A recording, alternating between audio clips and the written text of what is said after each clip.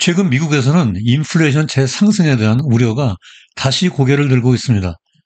국제 유가가 급등하고 있는 가운데 7월 중 소비자 물가 지수, 즉 CPI가 상승세로 반전되었습니다. 더군다나 파월 의장의 지표라고 불리는 개인 소비 지출, 즉 PCE 물가 지수마저 상승세로 돌아섰습니다. 이에 따라 미국 현재 경제학계의 석학이라고 할 수 있는 두 분이 향후 인플레이션 재상승 가능성을 두고 세기의 대결을 펼치고 있습니다.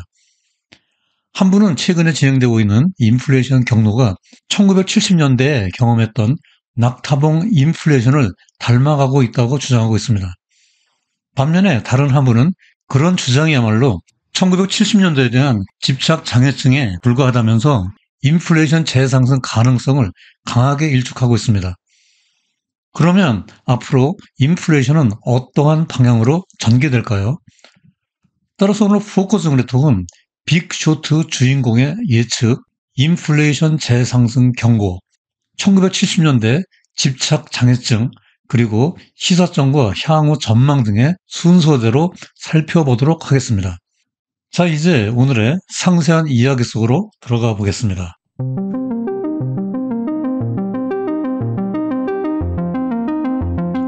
안녕하세요. 포커싱어 톡의 우보 박사입니다. 오늘은 먼저 영화 빅쇼트의 주인공 이야기로 시작해 보도록 하겠습니다. 여기 사진에 마이클 버리가 바로 그 장본인입니다. 그는 글로벌 금융위기 때 공매도 즉 쇼트를 쳐서 어마어마한 수익을 남기고 벼락부자가 된 의사 출신의 펀드 매니저입니다. 그는 지난 1월 자신의 트위터에 다음과 같은 글을 올렸습니다. 인플레이션이 정점을 찍은 것 같으나 이번 사이클의 마지막이 아니다. 어떻게 정의하든지 경기 침체는 올 것이다. 그러면 연준은 금리를 인하해야 하고 정부는 경기 부양책을 쓸 것이다.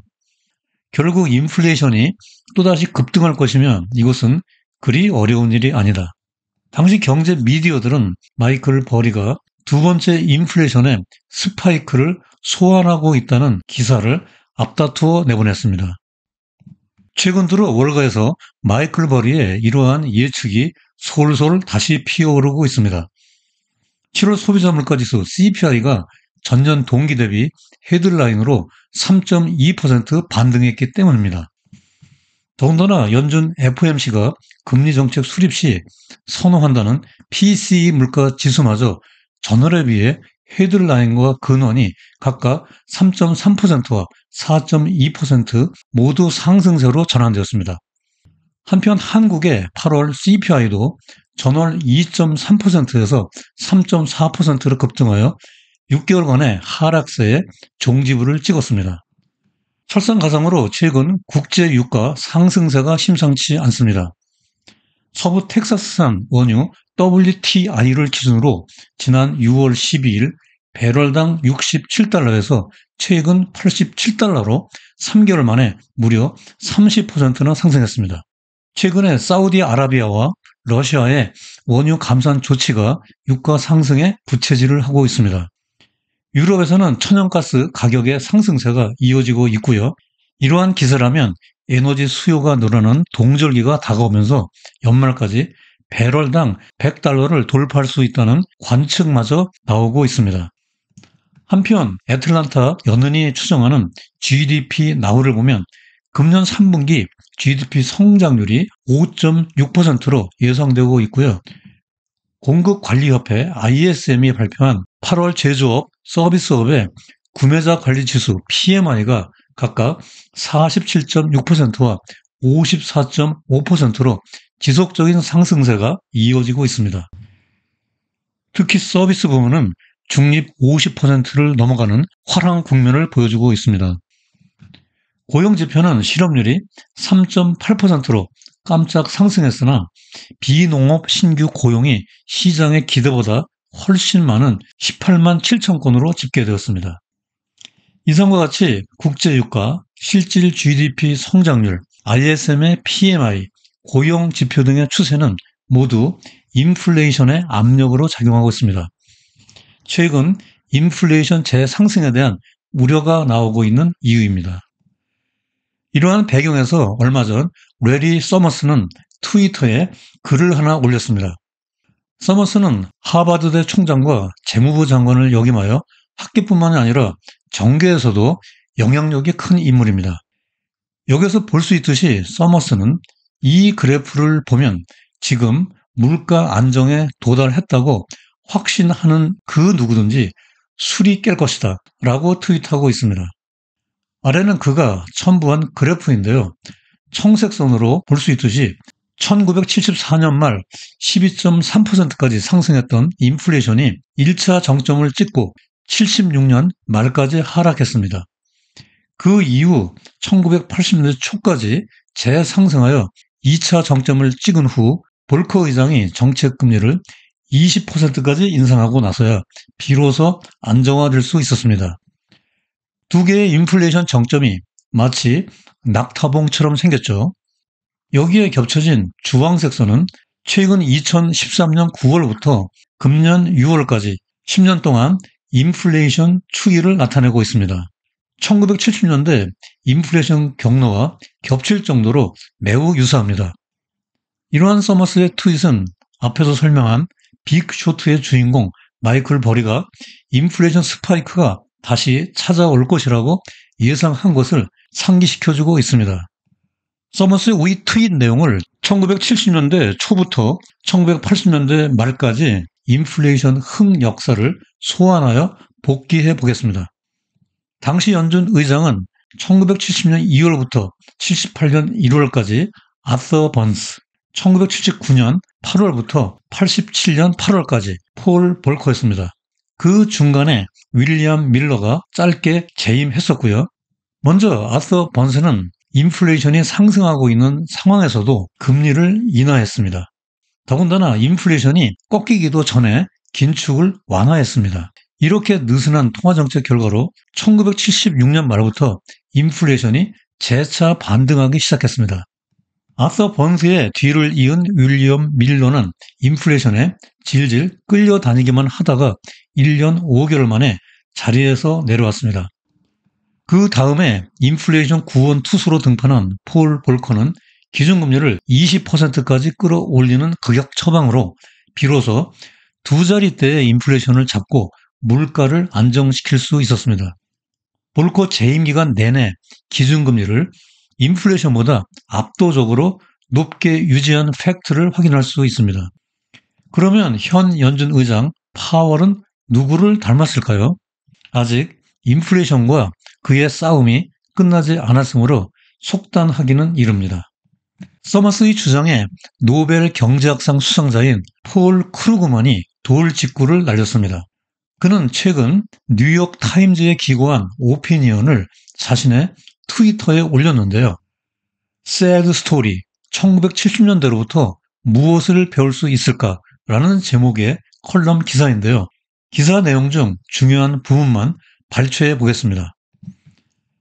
내 경험에 의하면 경제에 박식한 분들이 sad, 즉 1970년대 집착장애증, 70s 애널로지 디스오더를 앓고 있는 경우가 너무 흔하다. 현재의 데이터나 분석만 완벽하게 믿으면 바보다. 경제학자들은 겸손해질 필요가 있다는 것을 배워야 한다. 데이터 또는 모델을 다룰 때 현재 진행되고 있는 중요한 방향성을 빠뜨리고 있을 가능성이 너무 높기 때문이다. 1970년대 잣대를 가지고 현재를 보면 매우 잘못된 짓이다.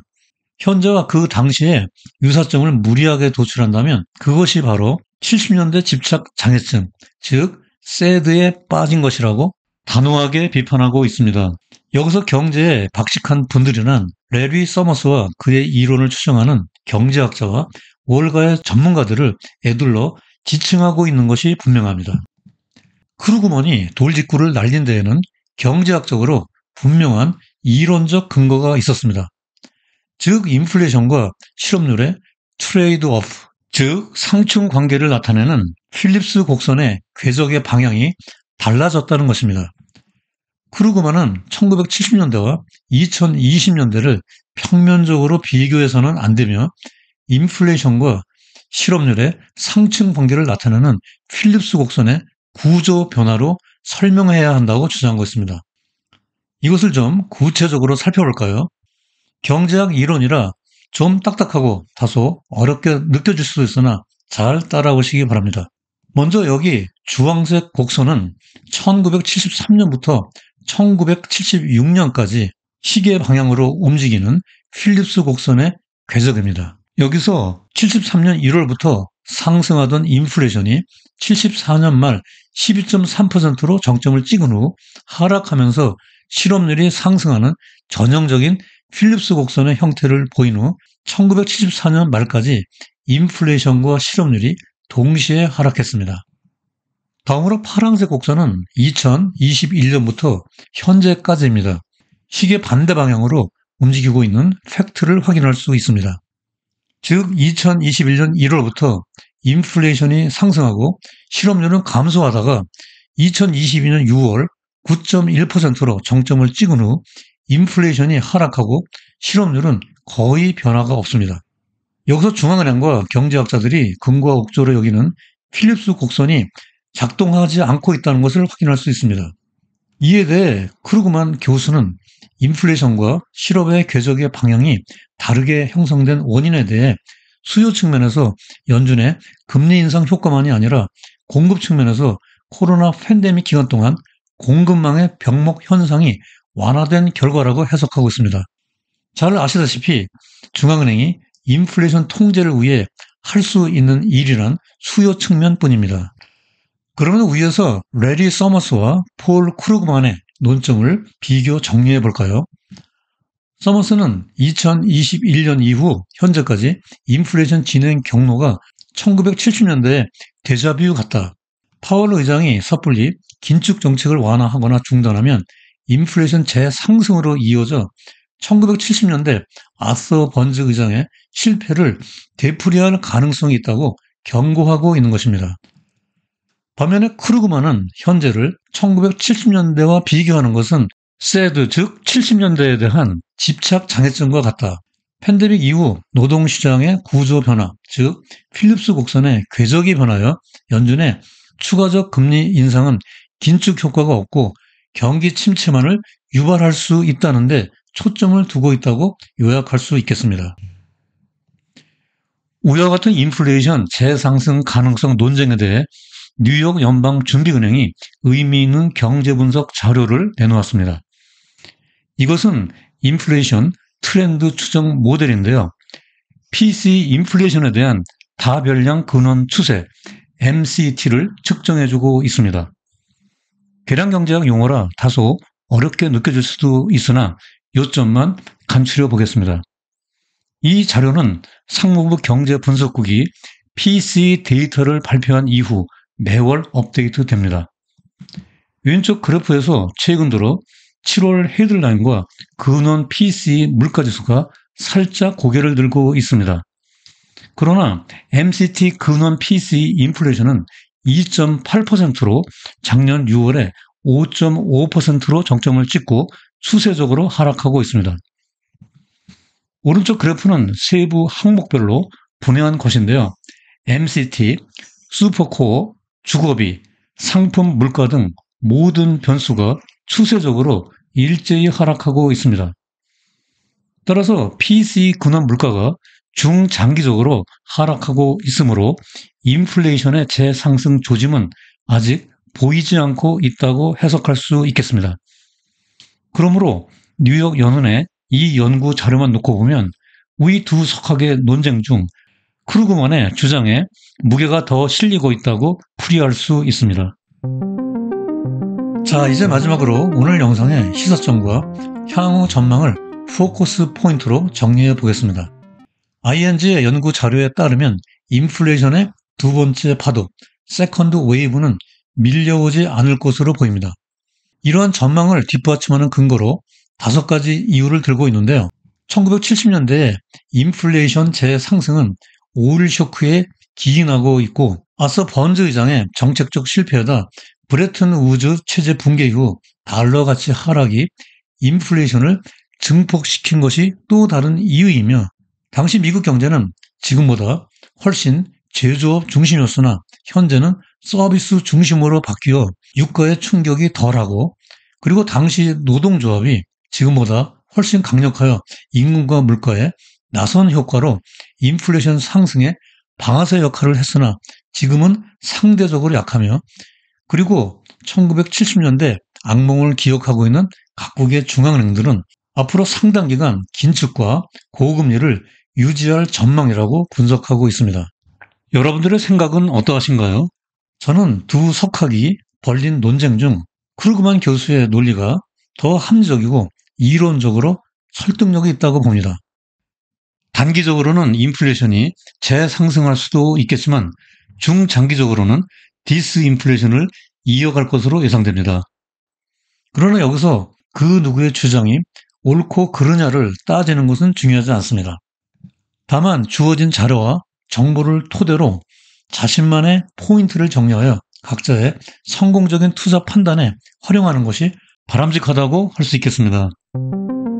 포커스 네트워크는 매번 영상에 방송 전체 대본을 블로그 우보의 경제나무에 업로드해드리고 있습니다.